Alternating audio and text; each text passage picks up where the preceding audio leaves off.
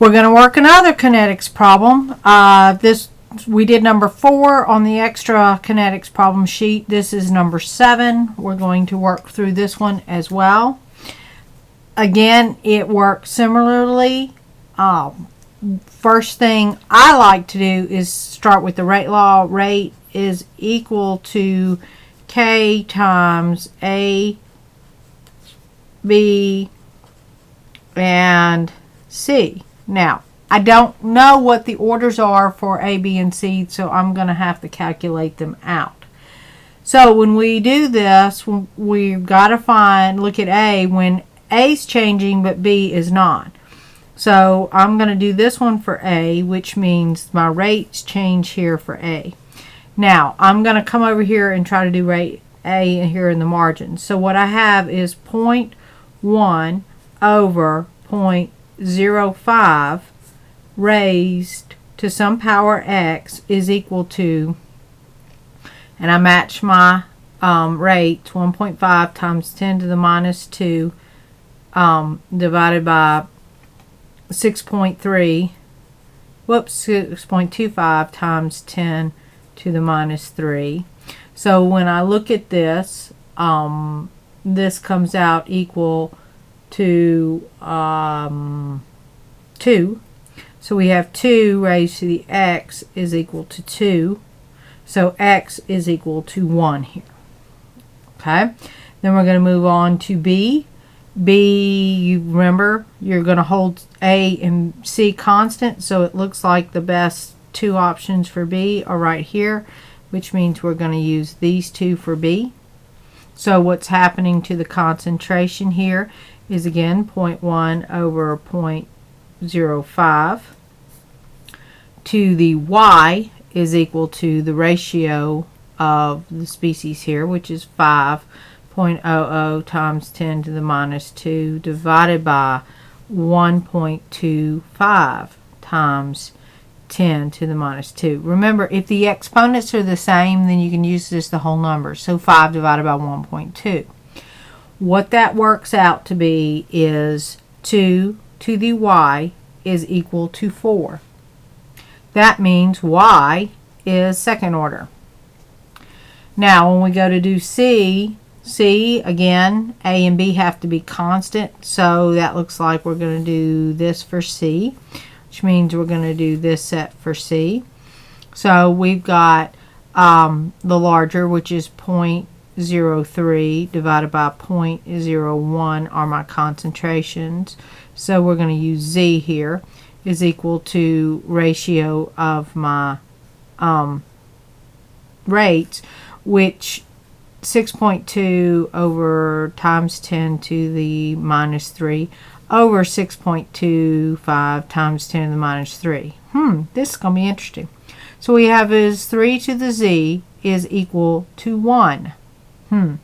Well, what number raised to the zero power of, raised to the exponent is 1? Yes, it's the zero power. So in this particular case, we have C at the zero power because it doesn't affect the rate.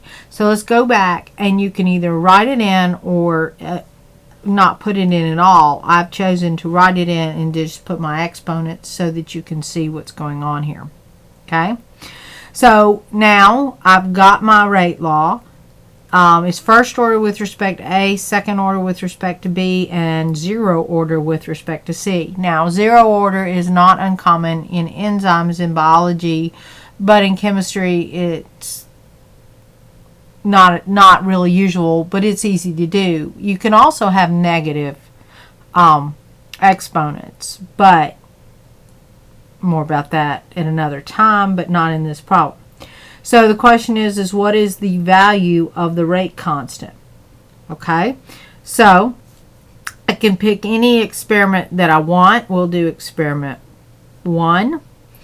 So that means that my rate is 6.25 times 10 to the minus 3 molarity per second is equal to K, which is what we're looking for, A, which is 0.0500 molar to the first, B, which is 0.0500 molar squared, and C, which is 0.0100 molar to the 0. Now, let's be honest. If C is 0 order, then it doesn't matter, so we can take it out of the equation, and we can do that. But mathematically, I'm just going to go ahead and leave it in here. So K becomes equal to 6.25 times 10 to the minus 3 molarity per second divided by 0.0500 molar to 0.0500 molar squared. Now, I am going to leave it out at this point in time because we know that it's going to drop to 1. So what that means is I end up with a number which is 50,000. Okay. And, oh, no, it's not 50,000. I can't read my own writing. That's a decimal, so it's 50. All right. So my units are molarity per second divided by molarity squared molarity, which means it comes out to be molarity to the minus 2 seconds to the minus 1, or 1 over molarity squared seconds. Doesn't matter which way you write it. Now, that's experiment 1 and 4, 2 and 3 come out to be the same thing. So it doesn't matter which experiment you pick. It does matter that you use proper math. Okay, now what is the overall reaction order? Well, we just add the exponents. 1 plus 2 is 3 plus 0 is still 3. So this is a third order reaction. And then what is the reaction rate if we're given that? Well, we just have to plug it in. Rate is equal to K, which is 50.0 molarity to the minus 1 seconds to the minus 1 times 0.33 molar times 0.24 molar squared. Now, I'm going to leave out C this time, but you can put it in raised to the 0 order, which again takes us to 1.